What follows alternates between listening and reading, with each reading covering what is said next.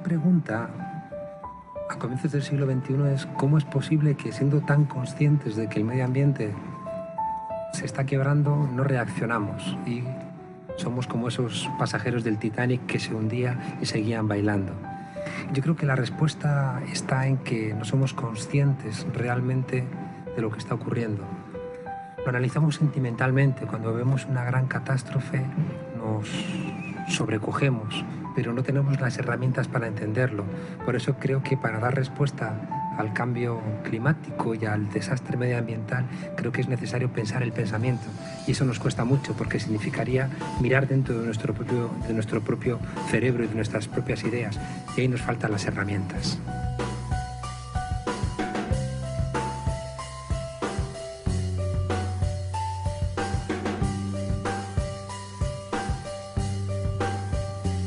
Hay tres grandes autopistas que nos traen a la actualidad. Una es el desarrollo del sistema capitalista, otra es el desarrollo de los estados modernos y la tercera, que es menos evidente, es el desarrollo del pensamiento moderno.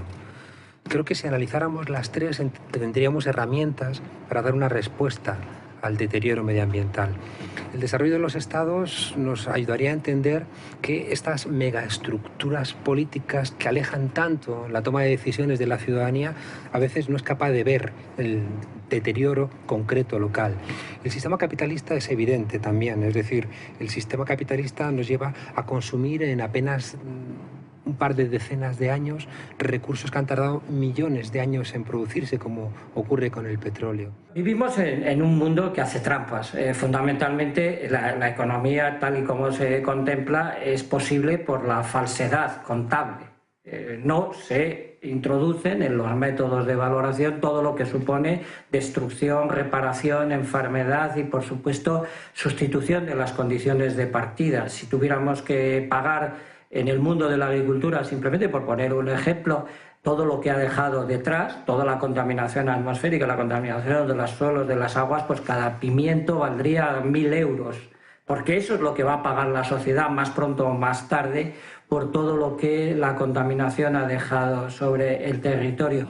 A mí me gusta recordar el caso de un indio pies negros del norte de Canadá, al cual le preguntaron: ¿por qué no aras la tierra? Y él contestó: ¿clavaré acaso un puñal en el pecho de mi madre?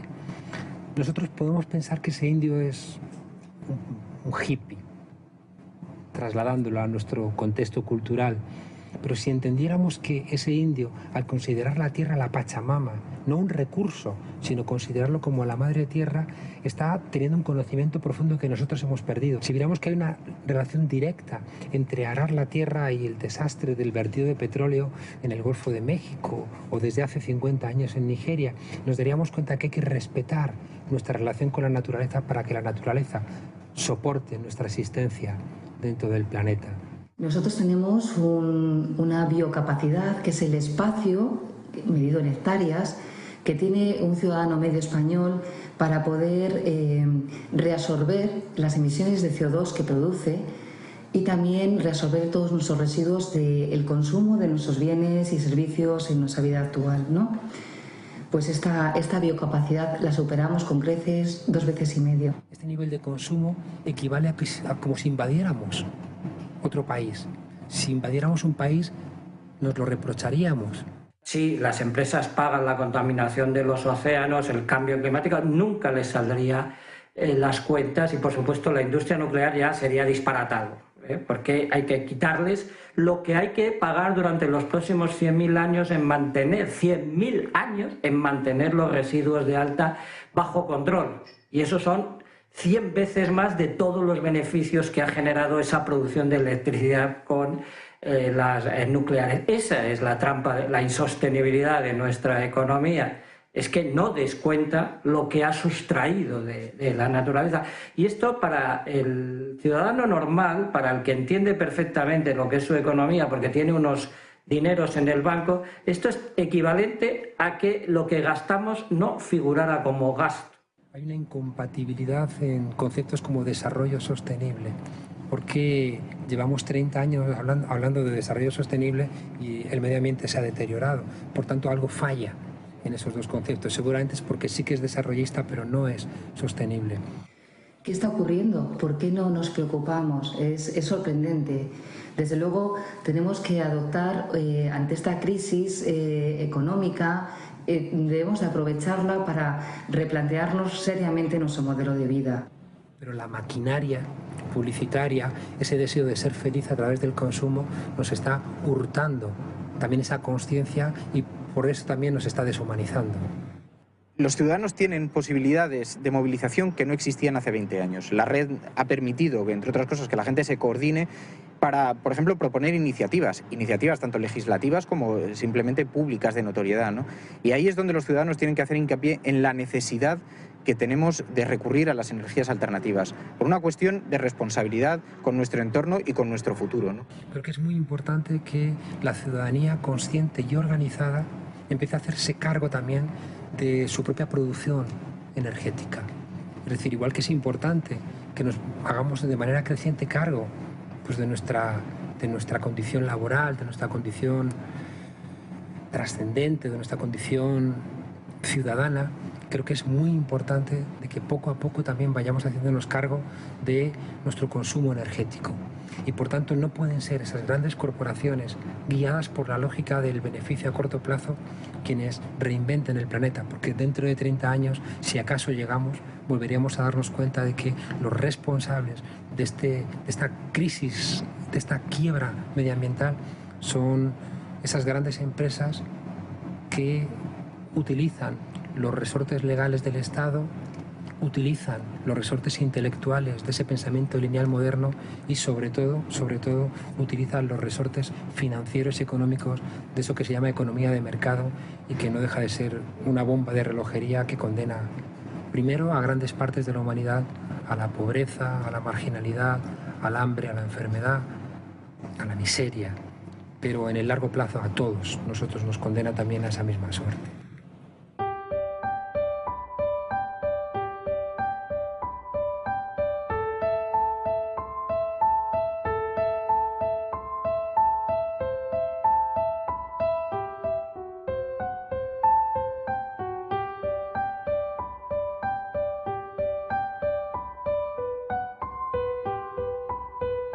Las grandes compañías energéticas tradicionales utilizan recursos que muy difícilmente van a poder utilizar las compañías de energías renovables, ¿no?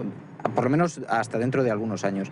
Y con esos recursos, contra esos recursos es muy difícil competir. Contra campañas multimillonarias de publicidad en todos los medios de comunicación es muy difícil competir. Eso no quiere decir que estén dando una imagen falseada de la realidad, pero quiere decir que están creando un marco muy concreto de opinión, ¿no? El modelo de producción de bioetanol y biodiesel que propugnan las grandes multinacionales como Monsanto, como Cargill, como ADM, como Bunge, está basado en controlar la propiedad de la tierra, muchas veces incluso robarla, como está ocurriendo allá en Brasil, en Argentina, en Paraguay, controlar la producción a través de los procesos industriales, por ejemplo, de la utilización de enzimas que están en manos de estas empresas y en muchos casos son enzimas producidos de manera biotecnológica con una tecnología a la cual solo tienen acceso esas multinacionales, y se trata además de un modelo vinculado a la patente sobre las semillas y sobre los insumos agrícolas en general. Somos rehenes de quienes controlan el pensamiento, la organización política, el dinero, las finanzas o también la energía. Creo que esa construcción de grandes lobbies, de grandes empresas que al final se guían por la lógica económica y que su único interés es mantener una tasa de negocio siempre urgida por el corto plazo, porque el capitalismo siempre es cortoplacista por su propia lógica interna que tiene que dar resultados inmediatos. Es la incompatibilidad profunda entre una naturaleza que tiene una lógica de largo plazo y un sistema capitalista que tiene una lógica inmediata del corto plazo.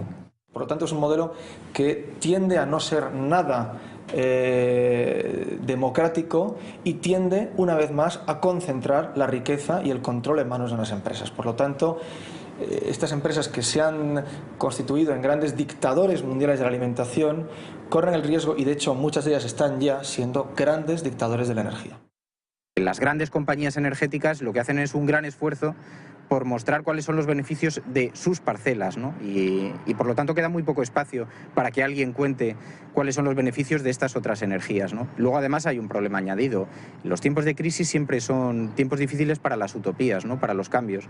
Y a los medios de comunicación, que en este momento están sufriendo una crisis brutal, una crisis publicitaria, también se enfrentan con que no pueden enfrentarse directamente con las grandes compañías, ¿no? Por lo tanto se producen unos equilibrios, un juego de equilibrios que siempre es muy delicado. Cuando uno entiende que un adolescente ha visto de media más de 500.000 de anuncios, uno puede entender que a través de los medios de comunicación estamos construyendo pautas de organización social, pautas de vida.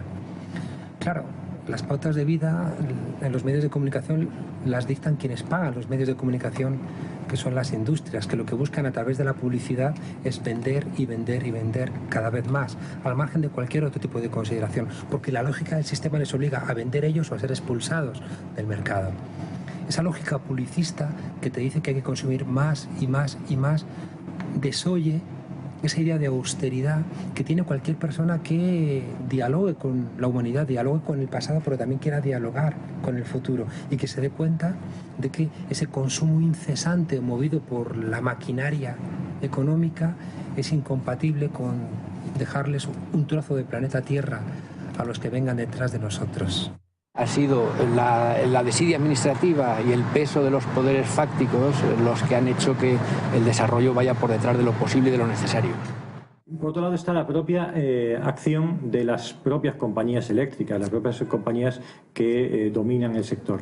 Y la forma en que lo hacen muchas veces es bastante oculta, ¿no? Es a base de poner dificultades, barreras, obstáculos, pero el motivo es muy claro. Es las compañías que que nos tienen que dar el acceso para podernos conectar a la red eléctrica como consumidores y que por tanto serían las mismas que nos tendrían que dar acceso si queremos conectarnos como productores, es decir, las que gestionan el cableado, los cables de la red eléctrica, son las mismas que tienen las centrales de producción, las grandes centrales de producción, las centrales térmicas, las centrales nucleares. Hay un evidente conflicto de intereses. Existe una ofensiva por parte de las grandes compañías eléctricas que acusan a los tenedores de placas fotovoltaicas de un negocio desmesurado. Romper con esos monopolios y recuperar por parte de la ciudadanía el control de su pensamiento, de su trascendencia, de su trabajo, de sus finanzas, es un requisito para que el ser humano no se suicide. Tenemos enfrente que las grandes corporaciones económicas son también las grandes corporaciones de producción de pensamiento, de producción de publicidad, de producción de documentales, de películas, de lógicas que siempre están atravesadas por la idea de consumo. Se ha hablado de que ha habido un boom fotovoltaico que es consecuencia de una mala regulación, pero el auténtico boom fotovoltaico está por venir, el que se producirá cuando la electricidad fotovoltaica sea más barata y es algo inminente.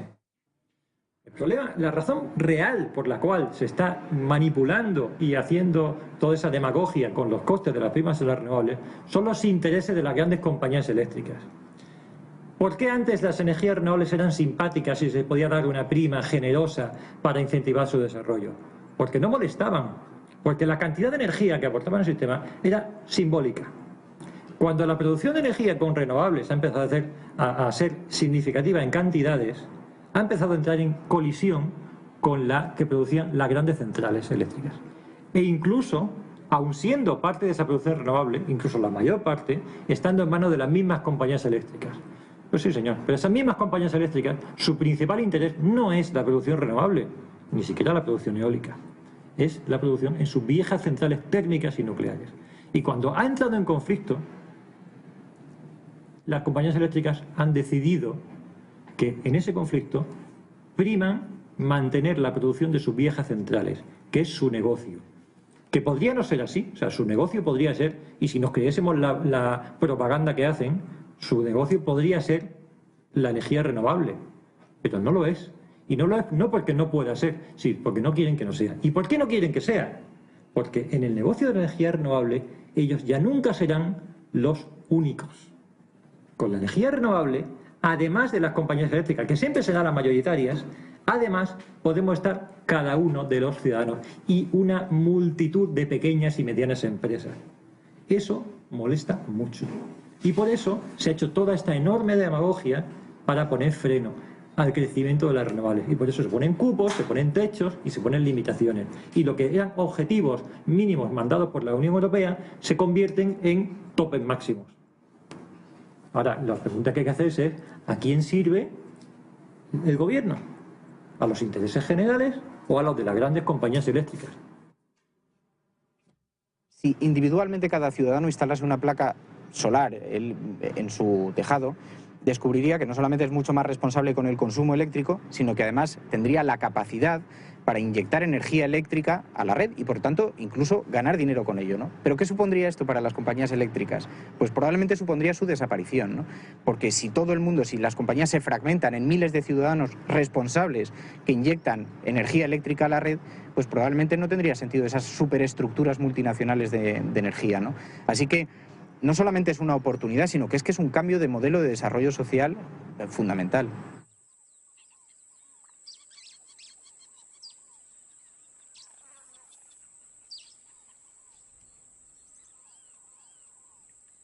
Si fuéramos capaces de entender con distancia cómo el Estado cada vez nos aleja más de la toma de decisiones, cómo el sistema capitalista nos obliga a un consumo incesante que el planeta Tierra no puede sostener. Y si también fuéramos capaces de entender el propio pensamiento que nos piensa a nosotros mismos, ese pensamiento de la modernidad, y nos diéramos cuenta de que ese tiempo lineal, productivista, esa idea de progreso, de que siempre más es mejor, yo creo que podríamos encontrar freno. Si nos diéramos cuenta de que la ciencia nos lleva a la luna, pero donde la ciencia tiene lugar, desaparece la biodiversidad. Si entendiéramos que en un árbol de la Amazonía hay más variedades de hormigas que en toda Inglaterra.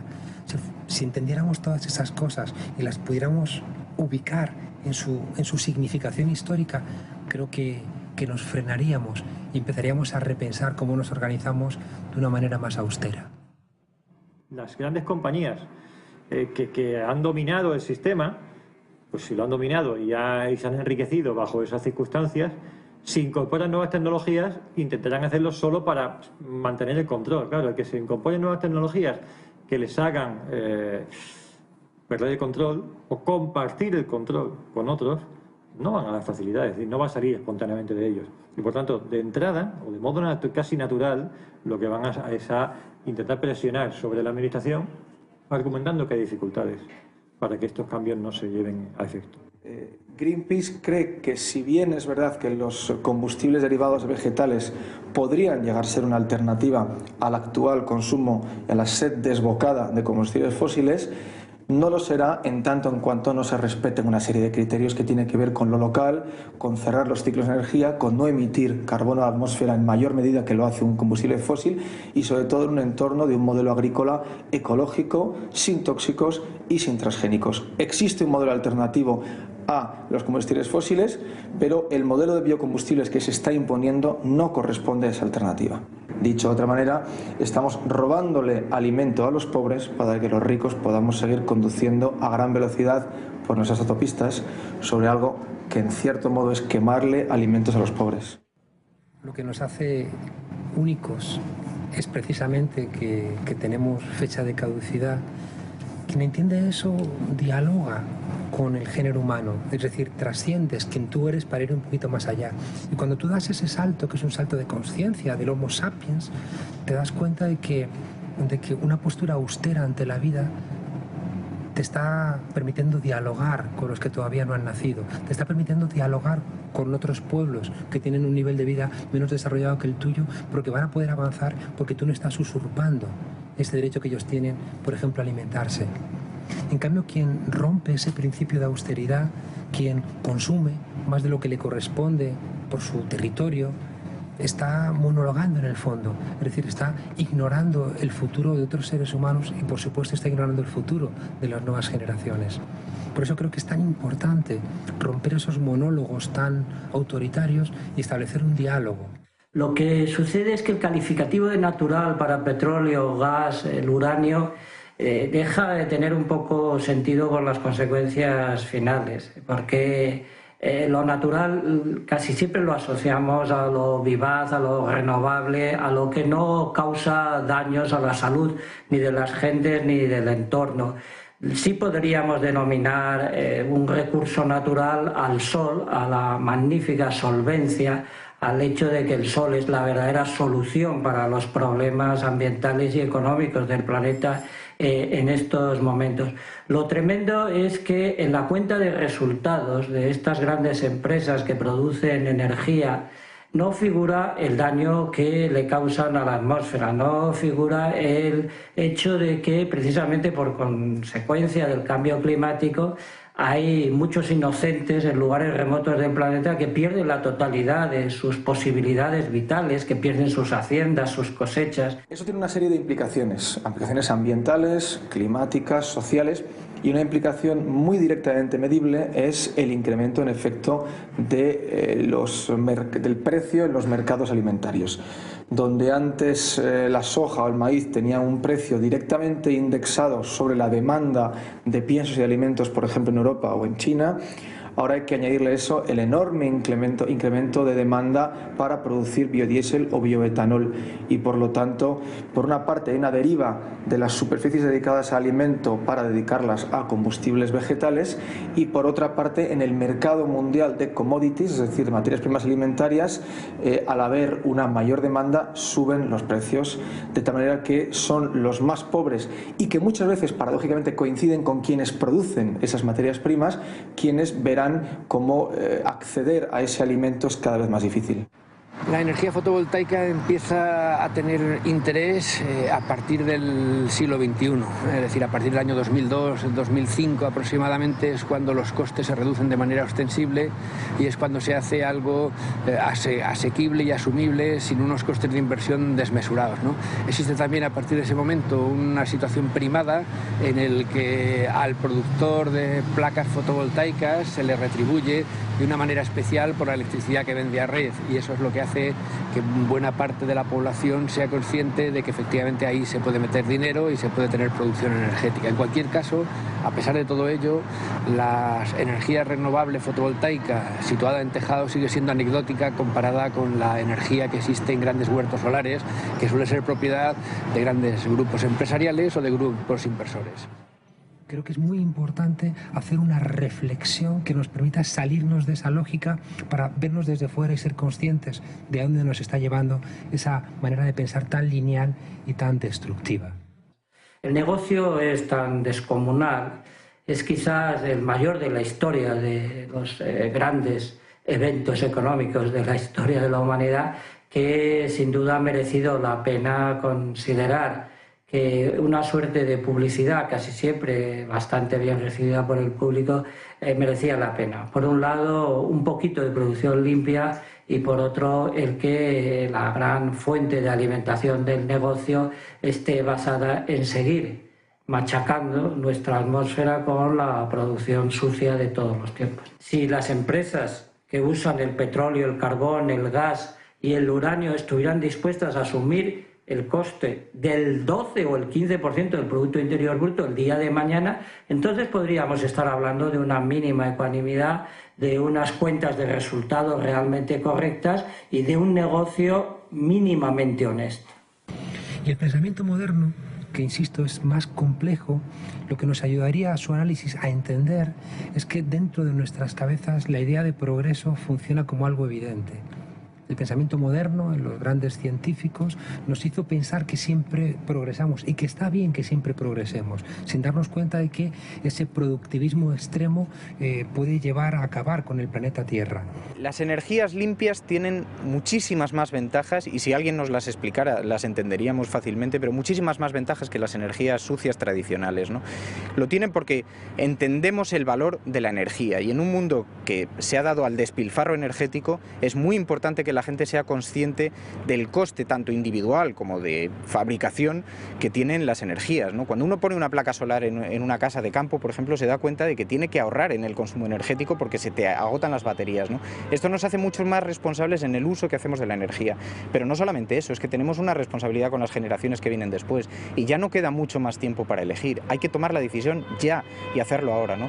Cuando alguien tenga oportunidad de ponerse en una casa de campo o incluso, como sucede en algunas ciudades, de instalar una placa solar en la azotea, debe tomar la decisión por caro que parezca en un primer término, porque luego a medio o largo plazo no lo es mucho más económico, te permite inyectar electricidad y ganar dinero con ello, pero es que además es una responsabilidad y es una exigencia civil que debieran respetar todos los ciudadanos, ¿no? Si repartimos lo que nos cuesta colocar esos paneles encima del techo de nuestra casa, por todos los kilovatio hora que va a producirnos durante toda la vida de esos paneles, el precio de cada kilovatio hora va a ser muy pronto significativamente menor que el precio que nos cobre la compañía eléctrica ahora y dentro de 10 años, cuando todo el mundo sabe que dentro de 10 años la electricidad que provenga de quemar gas o quemar carbón o quemar gasoil va a ser mucho más cara. Por lo tanto, es algo que tiene sentido económico. Y si tiene sentido económico, tenemos ya el cielo es el límite, podemos llegar al infinito. Existen dificultades desde el punto de vista administrativo a la hora de convertirnos en productores, por ejemplo, con energía solar, ¿no? Pero no es imposible. Es decir, yo lo soy y muchas personas lo son. Es decir, una de las características diferenciales de eso que se ha llamado el boom o la burbuja de la fotovoltaica, que tanto han atacado a algunos, bueno, lo cierto es que son miles de personas, miles de individuos, no solamente de empresas, que serán centenares, sino miles de personas, lo que son hoy en España productores de energía eléctrica con el sol y con ninguna otra tecnología, con el sol. Es decir, que es una realidad que ya se está dando, a pesar de todas las dificultades, que no lo han facilitado en absoluto. Hay un incentivo económico, pero muchas barreras administrativas que persisten. Desgraciadamente, o la experiencia nos dice que un proyecto de energías renovables pues puede tardar en realizarse pues a lo mejor casi 2 años, dependiendo de la envergadura, por los trámites administrativos que la acompañan y demás. Entonces nos tienen que llegar proyectos maduros para que puedan ser ejecutables, ¿no? Cuando hay un proyecto maduro, pues ahí estaríamos nosotros para estudiar su financiación. Y todo lo que tiene que ver con la solvente solución que supone la energía solar, y este juego de palabras es absolutamente intencionado, frente a la insolente insolvencia del petróleo, del gas, de la producción de energía con nucleares, es decir, con uranio, hay algo que es competente, que es solvente y que es una solución, porque es para todos, porque es democrática, porque está distribuida absolutamente sin excepción sobre toda la piel del planeta y porque no se salda con la deuda, con la trampa y con la postergación del cumplimiento de las obligaciones éticas, que es lo que hace el modelo actual. Y esto cuesta planteárselo intelectualmente, cuesta incorporarlo a las ideas y cuesta llevarlo a la práctica, porque demanda más esfuerzo, más compromiso, más incomodidades y un determinado grado de austeridad. Dentro de probablemente solamente 2 años más, la electricidad fotovoltaica será más barata que la electricidad convencional. Será la mejor inversión que podíamos haber hecho como país, como civilización, como planeta.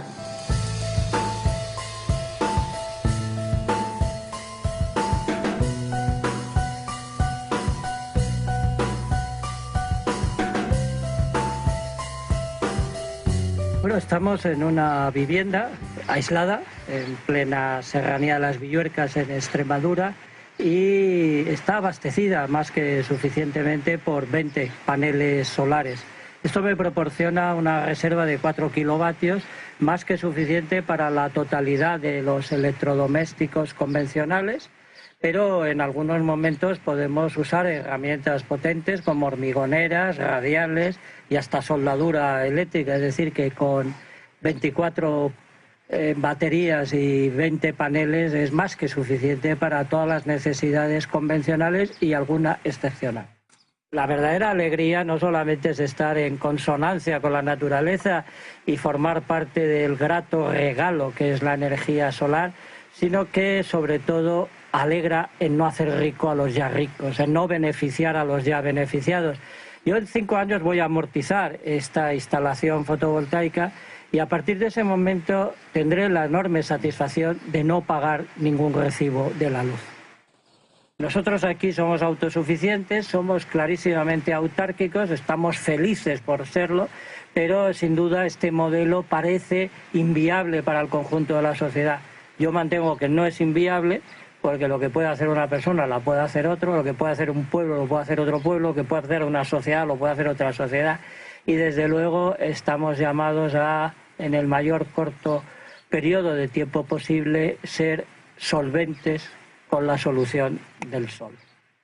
Además, que la única riqueza verdadera de este planeta, la verdadera opulencia del sistema biosfera-Tierra, es que la energía solar alcanza a la superficie de este mundo en una proporción 15.000 veces mayor de la estrictamente necesaria para cubrir todas las necesidades, todos los procesos, todos los ciclos y toda la actividad humana. Esto solo se hace una idea si compara su sueldo con el que tendría si le pagaran 15.000 veces más. El gran éxito de la película Matrix estaba en que el personaje tenía una sospecha de que había una gran mentira escondida detrás de la realidad que veía.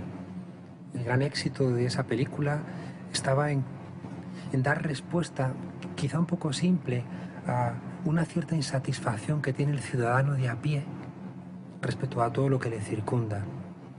Yo creo que es un momento necesario de reflexionar sobre nuestra propia libertad. ¿Dónde realmente escogemos? ¿Dónde está realmente nuestra capacidad de decidir qué tipo de vida queremos? La libertad no puede ser escoger entre dos marcas de bebida de cola. La libertad no está en levantar una bandera que diga yo, lo quiero todo y lo quiero ahora. Creo que la libertad es un diálogo con los demás. Decían que Don Quijote estaba loco, pero no es verdad. El que estaba loco era Hamlet, porque Hamlet monologaba, mientras que Don Quijote constantemente dialogaba. Si somos capaces de hacer de la libertad un diálogo, seremos Quijotes, y seguramente el deterioro medioambiental reclama Quijotes, es decir, pueblos que dialoguen y menos Hamlets que, frente a un mundo que no entienden, se esconden en su propia locura, que cree que no entiende absolutamente nada, pero que en el fondo está cerrándose todas las puertas.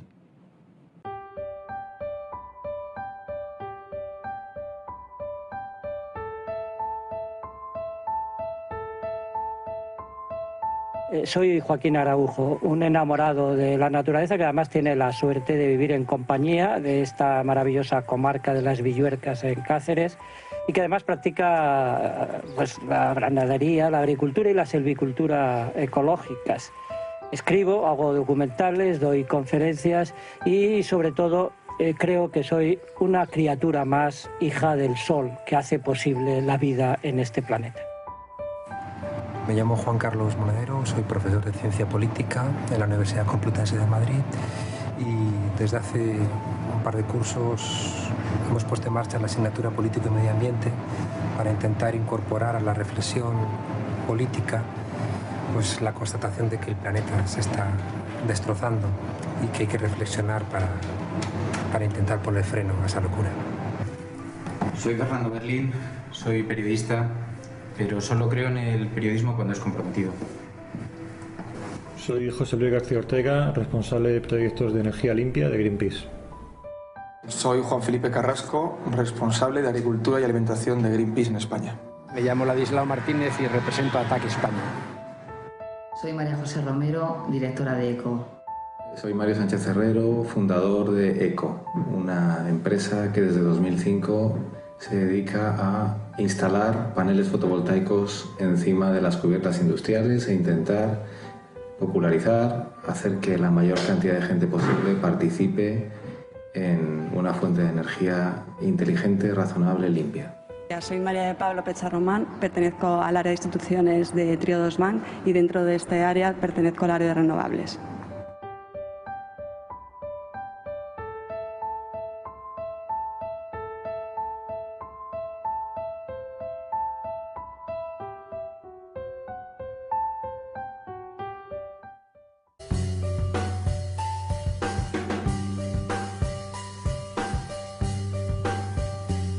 Hay Hay tres grandes autopistas que nos traen a la actualidad. Una es el desarrollo del sistema capitalista, otra es el desarrollo de los estados modernos y la tercera, que es menos evidente, es el desarrollo del pensamiento moderno.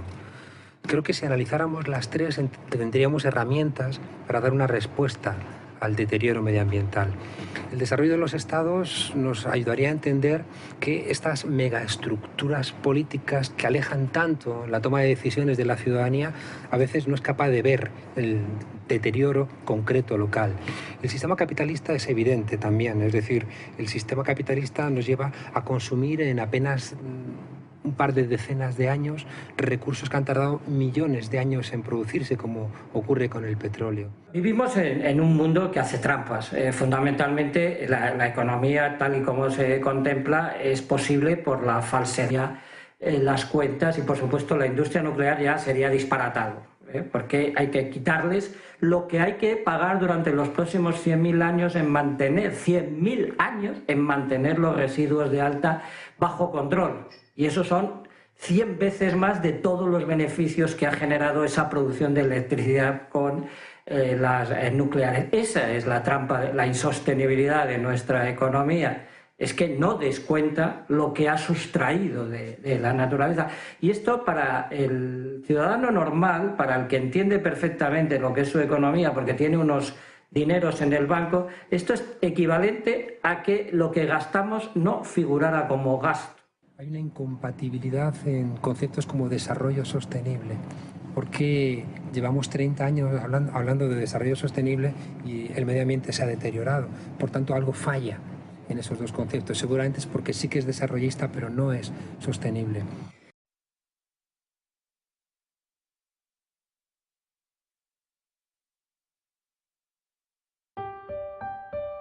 La gran pregunta a comienzos del siglo XXI es cómo es posible que, siendo tan conscientes de que el medio ambiente se está quebrando, no reaccionamos y somos como esos pasajeros del Titanic que se hundía y seguían bailando. Yo creo que la respuesta está en que no somos conscientes realmente de lo que está ocurriendo. Lo analizamos sentimentalmente. Cuando vemos una gran catástrofe nos sobrecogemos, pero no tenemos las herramientas para entenderlo. Por eso creo que para dar respuesta al cambio climático y al desastre medioambiental, creo que es necesario pensar el pensamiento. Y eso nos cuesta mucho, porque significaría mirar dentro de nuestro propio cerebro y de nuestras propias ideas. Y ahí nos faltan las herramientas.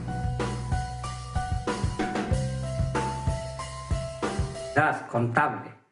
No se introducen en los métodos de valoración todo lo que supone destrucción, reparación, enfermedad y, por supuesto, sustitución de las condiciones de partida. Si tuviéramos que pagar en el mundo de la agricultura, simplemente por poner un ejemplo, todo lo que ha dejado detrás, toda la contaminación atmosférica, la contaminación de los suelos, de las aguas, pues cada pimiento valdría 1.000 euros. Porque eso es lo que va a pagar la sociedad más pronto o más tarde por todo lo que la contaminación ha dejado sobre el territorio. A mí me gusta recordar el caso de un indio pies negros del norte de Canadá, al cual le preguntaron ¿por qué no aras la tierra? Y él contestó, ¿clavaré acaso un puñal en el pecho de mi madre? Nosotros podemos pensar que ese indio es un hippie, trasladándolo a nuestro contexto cultural. Pero si entendiéramos que ese indio, al considerar la tierra la Pachamama, no un recurso, sino considerarlo como la madre tierra, está teniendo un conocimiento profundo que nosotros hemos perdido. Si viéramos que hay una relación directa entre arar la tierra y el desastre del vertido de petróleo en el Golfo de México o desde hace 50 años en Nigeria, nos daríamos cuenta que hay que respetar nuestra relación con la naturaleza para que la naturaleza soporte nuestra existencia dentro del planeta. Nosotros tenemos una biocapacidad, que es el espacio, medido en hectáreas, que tiene un ciudadano medio español para poder reabsorber las emisiones de CO2 que produce y también reabsorber todos nuestros residuos del consumo de nuestros bienes y servicios en nuestra vida actual, ¿no? Pues esta biocapacidad la superamos con creces 2,5 veces. Este nivel de consumo equivale a como si invadiéramos otro país. Si invadiéramos un país, nos lo reprocharíamos. Si las empresas pagan la contaminación de los océanos, el cambio climático, nunca les saldría